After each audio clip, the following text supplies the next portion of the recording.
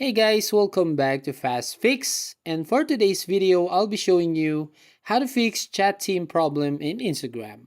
So you might be experiencing this kind of problem on your Instagram app. So to fix that problem, all you need to do first here is go to phone settings. And then once you go right here, tap on this apps, then go to manage apps or apps management. Then go to search box right here at the top and type right here Instagram. Then tap on that application.